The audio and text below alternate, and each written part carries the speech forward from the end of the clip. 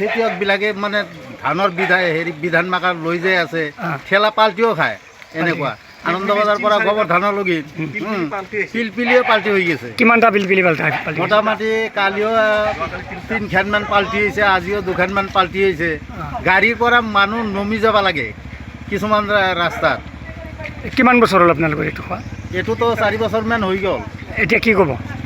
এতিয়া চৰকাৰক আৰু জনাম যে এইখিনি মানে আমাৰ অতি সোনকালে কৰি দিব লাগে। বাৰিষা ছিজন আমাৰ সদায় ভিতৰ অঞ্চল, বৰপাৰা ৰোড নেগিলি নচলেই। হয়, এতিয়া আমি কেনেকৈ যাম?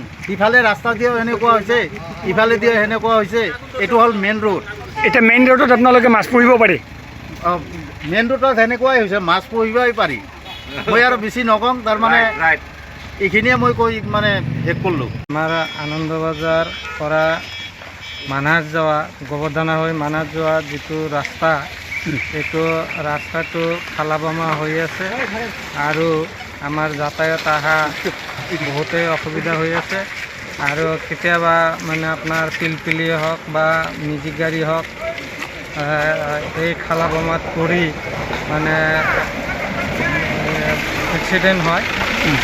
স্কুলৰ ল'ৰা ছোৱালী স্কুলত যাব নোৱাৰে, কেতিয়াবা মানে কাপোৰ চাপোৰ লেতেৰা হয়।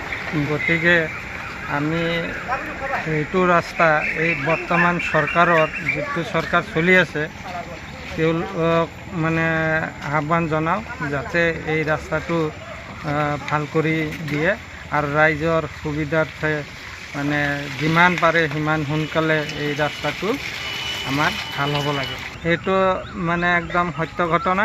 স্কুললৈ যাব নোৱাৰি, ধাৰাসাৰ বৰষুণ পৰি আপোনাৰ ৰাস্তাটো মানে খালা-বমা হৈ আছে আৰু আপোনাৰ পানী জমা খাই আছে।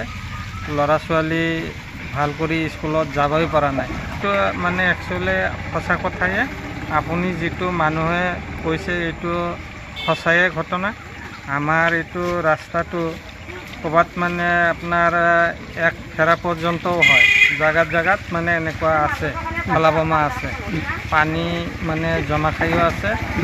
এতিয়া মানে ল'ৰা ছোৱালী বিশেষ কৰি আৰু আমাৰ এই অঞ্চলটো মানে কৃষি অঞ্চলৰ মানে যিমান মানে চব্জি কিবা বৰপেটা ৰোডলৈ নিব লাগে, কিন্তু গৃহস্থবিলাকে নিব পৰা নাই।